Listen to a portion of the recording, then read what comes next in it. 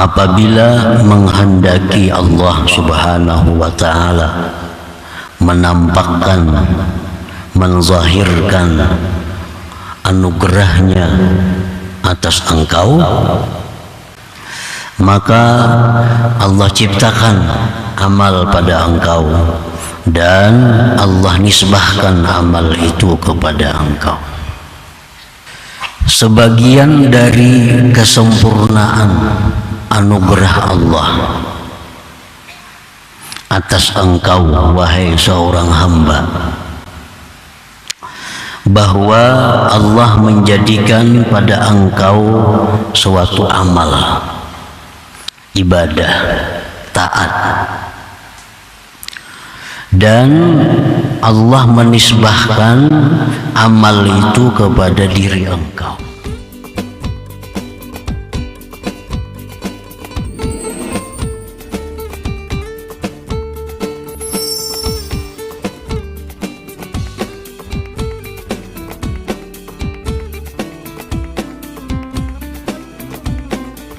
Bismillahirrahmanirrahim.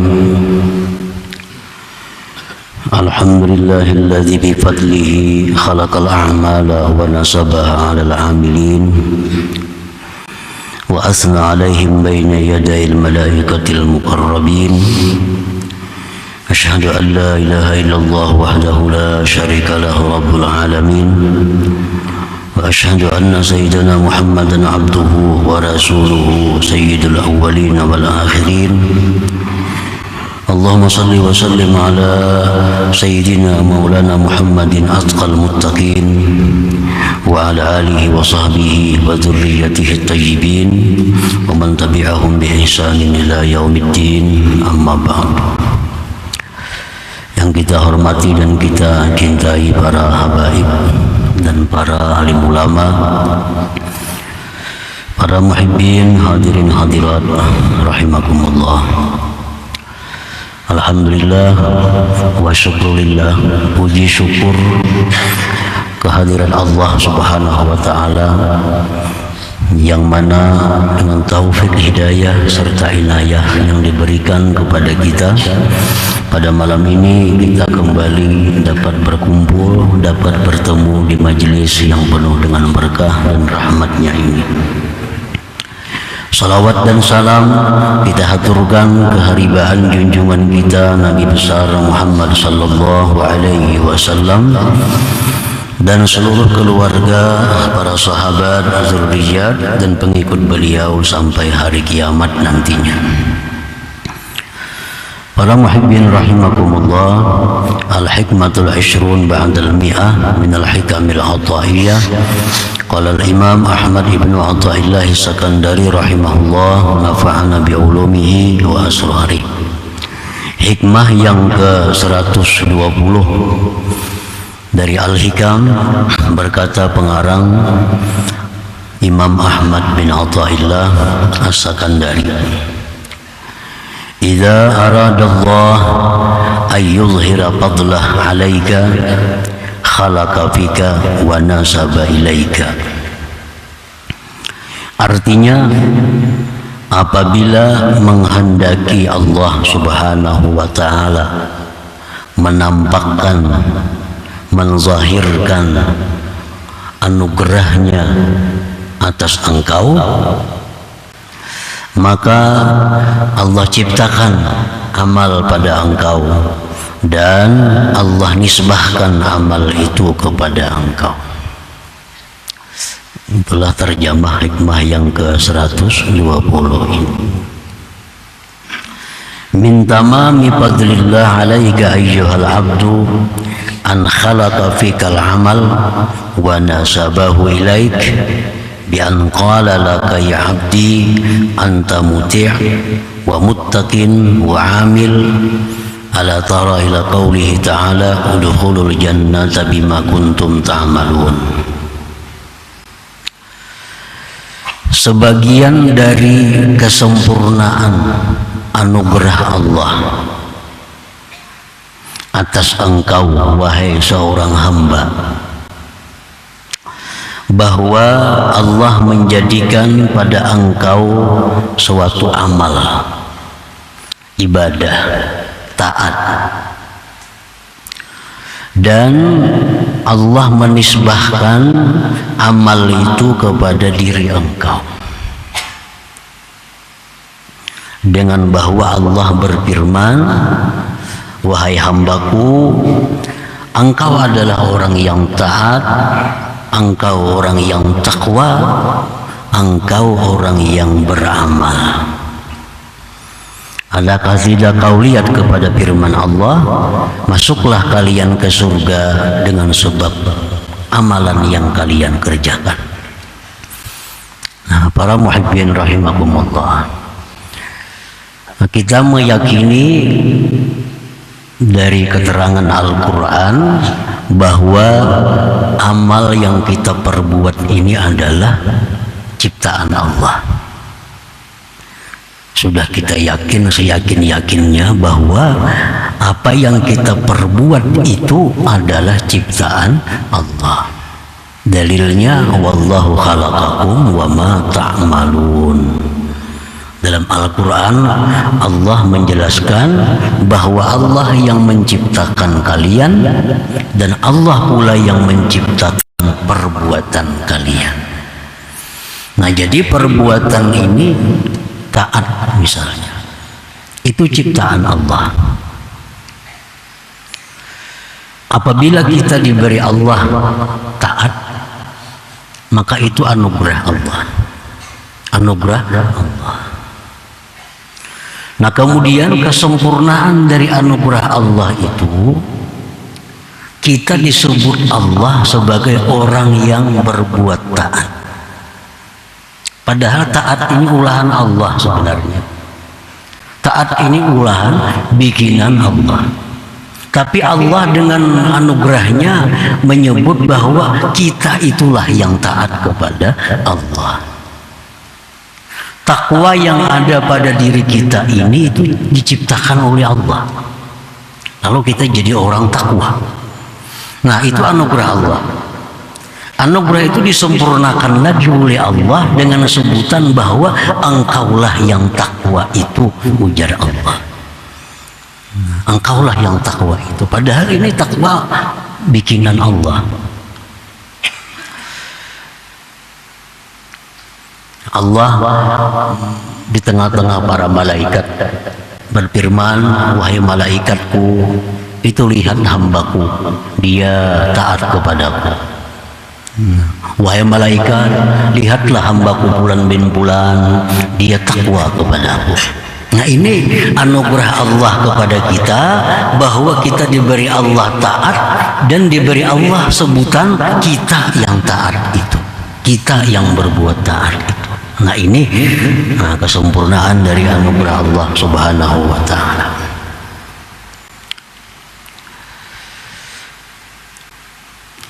فإذا شهد العبد هذا الفضل العظيم واستولى عليه الحياء من سيده الكريم وانطلق لسانه بالدعاء والسؤال وقال يا ربي كما تفضلت علي بخلق الطاعة لي أنا خلي عنها بالحقيقة ووعدتني مع ذلك الثواب الجزيل والنجاة من العقاب فتقبل مني وأنجز لما وعدتني كان ذلك مصيبة.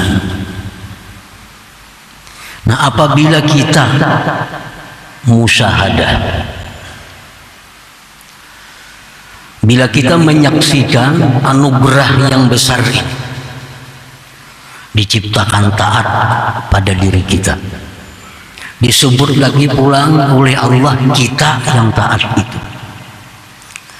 Nah, bila kita menyaksikan itu anugerah dan kita malu terhadap Allah, nah, kita malu terhadap Allah, lalu bertuturlah lisan kita dengan doa. Ujar kita kepada Tuhan, wahai Tuhan, sebagaimana Engkau berikan anugerah atasku dengan diciptakan taat bagiku, padahal aku tidak ada sebenarnya, dan Engkau janjikan serta yang demikian itu pahala besar, selamat dari siksa, maka terimalah daripadaku dan luluskanlah bagiku janji yang engkau janjikan kepadaku. Nah, maka orang yang demikian itu musibah adalah benar. Karena dzalika musibah. Artinya apabila kita musyahadah, bila mana kita memandang, menyaksikan anugerah Allah berupa taat, berupa nisbah taat itu kepada diri kita, lalu kita malu kepada Allah dan kita berdoa, terimalah taat hambamu ini, luluskanlah janjimu kepada hamba dengan pahala yang besar, selamat daripada siksa, maka itulah seseorang musibah dalam keadaan yang benar artinya. Nah, para muhibbin rahimakumullah, dicontohkan lagi umpamanya kita melajari, mengajar seseorang menulis. Nah, kita ajari orang itu menulis dengan baik. Nah, sehingga orang ini bisa menulis, padahal dulunya kada bisa menulis. Kita ajari menulis, lalu orang ini bisa menulis bagus tulisannya, dididik, dilatih sehingga dia menjadi orang yang bisa menulis. Nah, saya sudah pandai bisa menulis, lalu orang ini kita suruh, jadi kita, oh si fulan, tulisakan Pak, tulisakan aku Bismillahirrahmanirrahim. Nah, bila engkau menuliskan Bismillahirrahmanirrahim, maka engkau akan aku beri hadiah. Lalu ditulisakannya Bismillahirrahmanirrahim. Nah, lalu ujar kita yang melajarinya ini, terima kasih banyak, ikam telah menulisakan bagiku Bismillah. Nah, ini kamu kuberi hadiah, ini engkau kuberi hadiah yang besar. Nah, orang ini mestinya adalah malu kepada kita. Orangnya mestinya malu kepada kita, karena dia bisa menulis, dididik, dilajari oleh kita. Begitu dia pandai menulis, kita suruh menulis, ditulis, kita ucapkan terima kasih yang sebesar-besarnya kepadanya, bahkan kita beri hadiah. Nah, orang ini mestinya malu kepada kita, malu kepada kita. Nah, demikian halnya untuk mendekatkan pemahaman kita dengan ini, bahwa kita ini taat, Allah yang memberikan taat itu, Allah yang bisa menyebabkan kita taat ini. Lalu Allah menyebut kita orang yang taat, dan diberi Allah lagi pembalasan yang besar di akhirat kelak. Nah, jadi apabila kita musyahadah, bila kita memandang yang demikian itu, maka mestinya kita malu terhadap Allah Subhanahu wa ta'ala. Wa amma mazamus sifat wal a'mal wa masawihima fayaqtadil adab ayyudhiba dhalik ila nafsih wa ayya'tarifa bi anna dhalika min jahlihi wa fawazulmihi. Nah, sebagaimana tadi bahwa kita apabila menyaksikan taat kita ini adalah ciptaan Allah, di situ kita disuruh untuk menisbahkannya itu kepada Allah Subhanahu wa ta'ala, walaupun Allah menisbahkan kepada kita. Ujar Tuhan, engkau orang yang taat kepadaku, engkau orang yang bertakarrub kepadaku, engkau orang yang takwa kepadaku. Nah, itu mesti kita jawab bahwa tidak demikian ya Allah. Hamba ini bisa taat karena anugerah Engkau. Hamba ini taat karena taufik Engkau. Hamba ini taat karena pertolongan Engkau. Hamba ini bisa taat karena kemudahan yang diberikan Engkau. Nah, para muhibbin rahimakumullah, ini demikianlah hendaknya setiap kali kita melakukan kebaikan. Setiap kali kita melakukan kebaikan, setiap kali kita mendapat suatu kenikmatan, maka hendaklah kita di situ musyahadahkan bahwa ini semua adalah anugerah daripada Allah. Ini semua adalah taufik hidayah dan pertolongan dari Allah Subhanahu wa taala. Walaupun Allah menyebut kita sebagai orang yang taat, walaupun Allah menyebut kita orang yang takwa, walaupun Allah menyebut kita orang yang beramal, tapi hendaknya kita mengakui dan mengucapkan bahwa itu semua adalah dari Allah Subhanahu wa ta'ala. Nah, para muhibbin rahimakumullah, adapun sifat-sifat yang tercela dan amal-amal yang jahat, nah, kita melakukan maksiat, kita melakukan kesalahan, sesuatu yang dilarang oleh Allah. Nah, bila kita melakukan itu, maka adab menuntut, adab seorang hamba kepada Tuhan itu menuntut bahwa menisbahkan yang demikian kepada dirinya dan mengakui bahwa itu adalah dari kebodohan dan kezalimannya. Kalau kita melakukan satu dosa, melakukan satu maksiat, nah, itu adab menyuruh bahwa kita menunjukkan kepada diri kita, itu kesalahanku, itu kebodohanku, itu kezalimanku. Walaupun seluruhnya itu adalah kullun min indillah, seluruhnya daripada Allah Subhanahu wa taala. Nah, para muhibbin rahimakumullah, qala Sahal ibnu Abdillah at-Tustari rahimahullah, idza amilal abdu hasanatan wa qala ya rab anta bi fadlika ista'malta wa anta a'anta wa anta sahalta, syakarallahu ta'ala lahu dhalik wa qala ya abdi bal anta asa'ta wa anta taqarrabta. Apabila seorang hamba berbuat satu kebaikan, lalu hamba tadi berkata, ya Tuhanku, kebaikan yang hamba perbuat ini adalah anugerah Engkau, bikinan Engkau, pertolongan Engkau, taufik dan hidayah daripada Engkau. Nah, maka Allah bersyukur kepada hamba tersebut. Nah, artinya Allah bersyukur, Allah berterima kasih kepada hamba tadi. Bahkan Allah berfirman, ya Tuhan, kada ikam, Engkau yang taat itu, Engkau yang berbuat ibadah itu, Engkau yang beramal itu. Nah, jadi kalau kita berbuat satu kebaikan, satu taat, lalu kita akui bahwa taat ini adalah ciptaan Allah, taat ini anugerah Allah, taat ini adalah hidayah Allah, maka Allah akan menjawab, ya Tuhan, tidak, itu adalah perbuatan Engkau, itu adalah takarrubnya Engkau, itu adalah takwanya Engkau.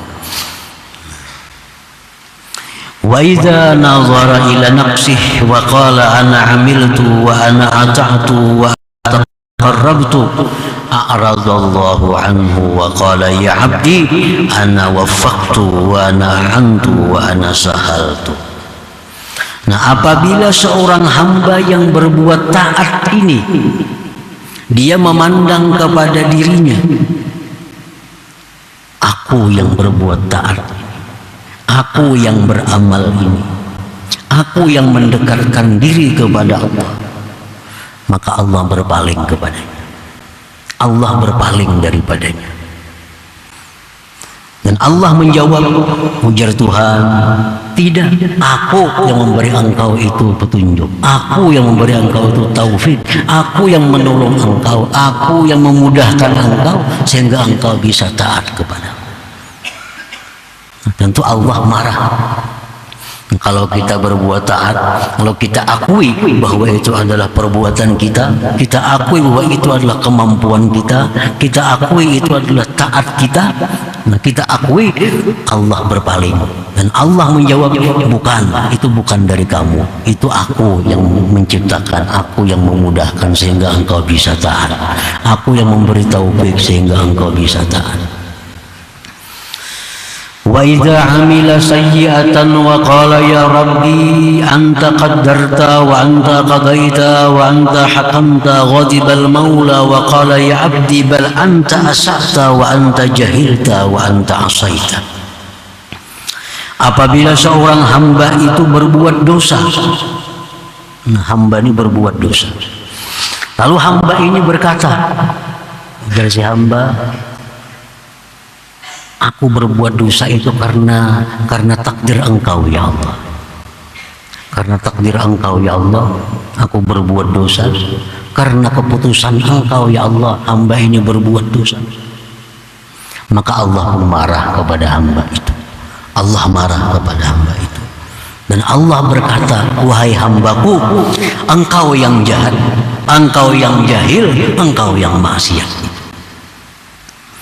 Wa idza qala ya rabbi ana zalamtu nafsi wa ana asa'tu wa ana jahiltu aqbala al-maula wa qala ya abdi ana qadaitu wa ana qaddartu wa qad afautu wa halumtu wa satartu.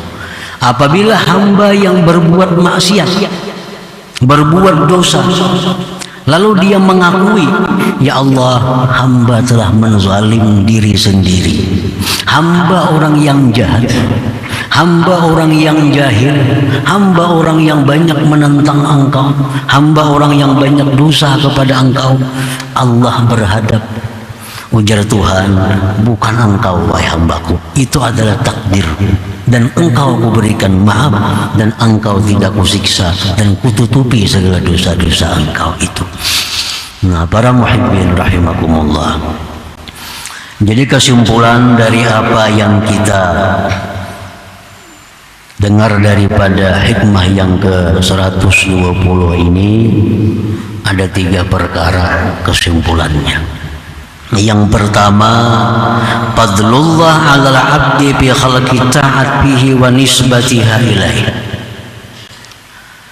Pertama, kesimpulannya bahwa anugerah Allah atas hamba pada menciptakan taat pada diri hamba dan menisbahkan taat kepada hamba. Itu kita meyakini, mengakui bahwa itu adalah anugerah Allah. Kalau kita ini dikatakan oleh Allah, hambaku si fulan itu orang yang taat, nah itu anugerah Allah. Hambaku si fulan itu orang yang takwa, itu anugerah Allah. Yang kedua, muqtadal hakikah wal adab zahirun bil hasanah faya'tariful abdu annaha minallah. Tuntutan hakikat, tuntutan adab itu nampak pada kebaikan, maka dia mengakui si hamba bahwa itu dari Allah Subhanahu wa ta'ala. Jadi kalau kita berbuat taat, maka di sini hakikat dan adab jadi satu, dimunculkan. Kalau kita berbuat taat, hakikat dan adab satu, menisbahkan itu kepada Allah Subhanahu wa ta'ala. Untungnya ikam kawa sembahyang ini, nah itu kita jawab, itu anugerah dari Allah Subhanahu wa ta'ala. Itu sesuai adab demikian, hakikatnya pun demikian pun. Untungnya orang yang naik haji, untungnya orang yang bersedekah, lalu jarinya menjawab, itu anugerah Allah. Nah, jawaban orang itu tepat sesuai dengan hakikat dan adabnya. Nah, jadi apabila kita melakukan taat, melakukan ibadah, maka yang kita munculkan adalah hakikat dan adab. Hakikat dan adab adalah bahwa semua taat yang kita lakukan, semua ibadah yang kita perbuat itu fadlillah, anugerah daripada Allah Subhanahu wa ta'ala. Nah yang kedua, yang ketiga, muqtadal haqiqah khafiyun bis sayyi'ah fala yultafatu ilaih wa muqtadal adab zahirun biha fayaqulul abdu annaha min nafsi. Tuntutan adab, tuntutan hakikat itu tersembunyi pada kejahatan, maka tidak dipandang. Sedangkan tuntutan adab itu nampak, maka itulah yang ditunjulkan.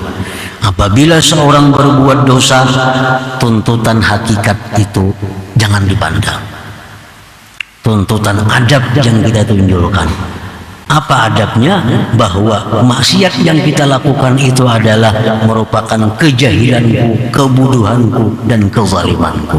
Jangan sekali-kali mengatakan bahwa itu adalah takdir Allah, itu adalah keputusan Allah. Jangan.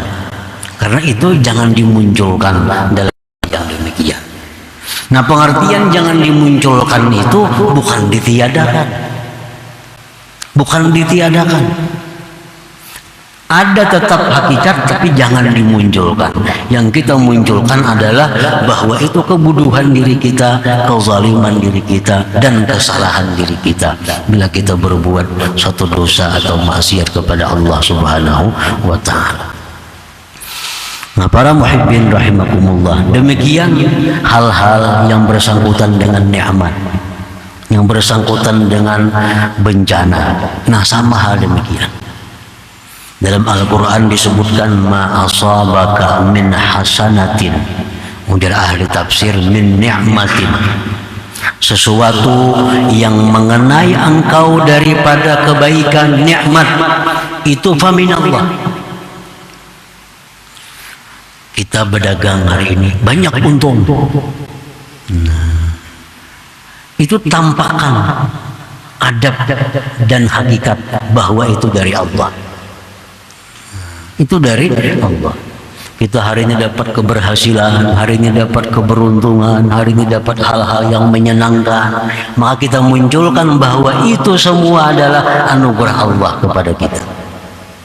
Wa ma asabaka min hasanah fa min Allah, wa ma asabaka min sayyi'atin fa min nafsik. Sesuatu yang menimpa engkau daripada kejahatan, bencana dan sebagainya, pamin nafsik, maka dari diri engkau. Nah, kalau berdagang hari ini rugi, ini kesalahan kau. Berdagang hari ini kada untung, ini adalah kejahilan daripadaku. Bahwa ini adalah mungkin kesalahan daripadaku. Nah, jangan sekali-kali kita berdagang hari ini rugi, takdir Allah Subhanahu wa Ta'ala. Itu jangan dimunculkan. Jangan dimunculkan, bukan ditiadakan, tapi jangan dinampakkan. Yang kita nampakkan adalah setiap yang tidak baik itu bahwa dari diri kita. Setiap yang baik itu dari Allah Subhanahu wa Ta'ala. Nah, demikian adabnya. Adab. Dalam perang Badar kita menang. Padahal jumlah kita cuma 313 orang, musuh ribuan, menang perang Badar. Nah, itu min fadlillah, itu anugerah Allah. Anugerah Allah. Ini sesuai dengan adab dan hakikat. Kita bisa menang, itu adalah anugerah Allah. Hakikatnya memang demikian, dan adabnya memang demikian. Pada waktu perang Uhud, kita ribuan orang, nah kita kalah. Nah, jangan sekali-kali mengatakan bahwa demikianlah takdir Allah. Jangan. Nah, kenapa kita kalah pada perang Uhud? Itu karena kesalahan sebagian sahabat yang tidak taat kepada Rasulullah Sallallahu Alaihi Wasallam. Perang Uhud itu kalah, ya kada kawai orang takdir Tuhan. Nah, ini orang berhakikat tapi kada beradab. Hakikat tapi tidak beradab. Dalam hal-hal tertentu itu ada hakikat dan adab yang dimunculkan bersamaan, dalam hal kebaikan, dalam hal nikmat, dalam hal ketaatan. Tapi dalam waktu tertentu ada yang hakikat itu disembunyikan, yang dimunculkan hanya adalah adab dalam hal-hal kejahatan, perbuatan maksiat, bala bencana. Jangan mengatakan bahwa bala bencana takdir Allah. Jangan mengatakan itu, karena bertentangan dengan adab.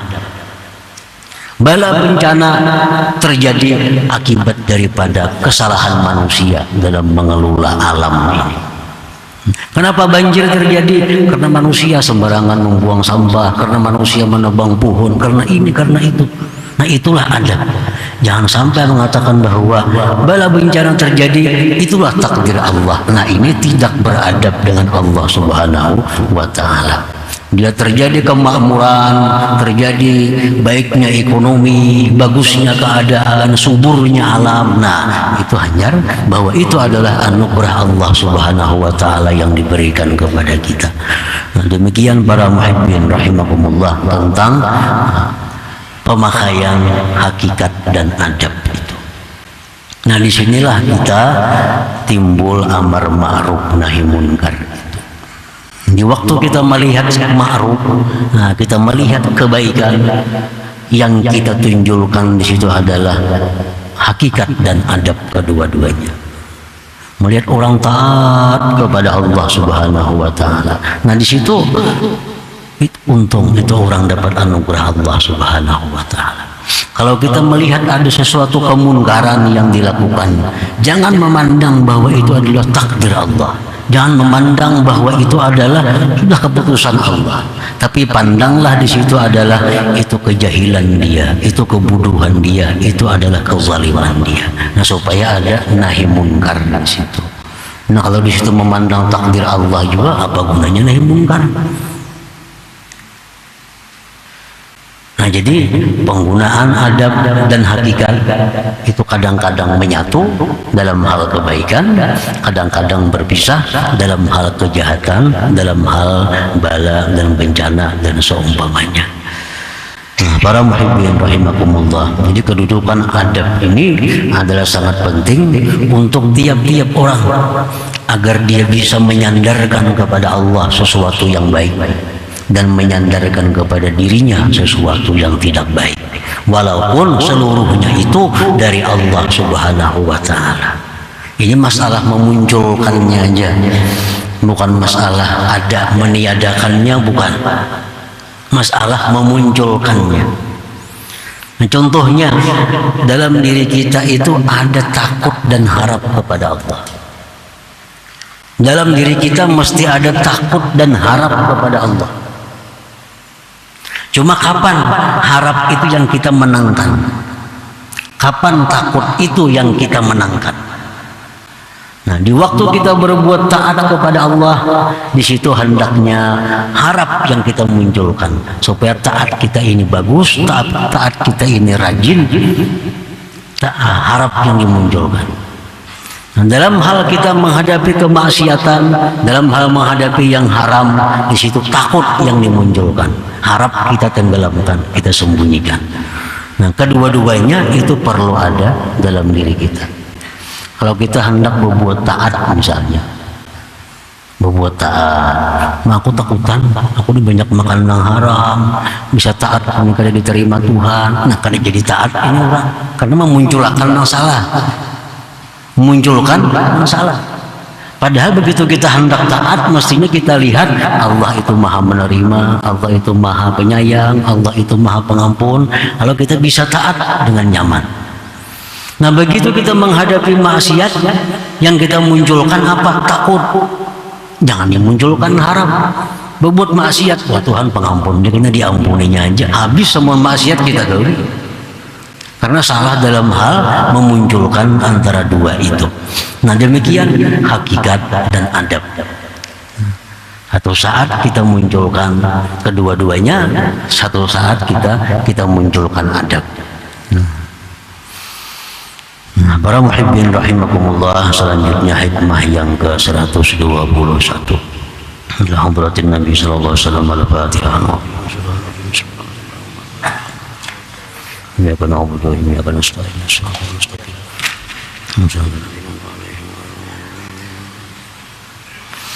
يا الله بها يا الله بها يا الله بحسن الخاتمة يا الله بها يا الله بها يا الله بحسن الخاتمة يا الله بها يا الله بها يا الله بحسن الخاتمة فيا أيها الرجل منه شفاعة صلوا وسلموا تسليما اللهم صل وسلم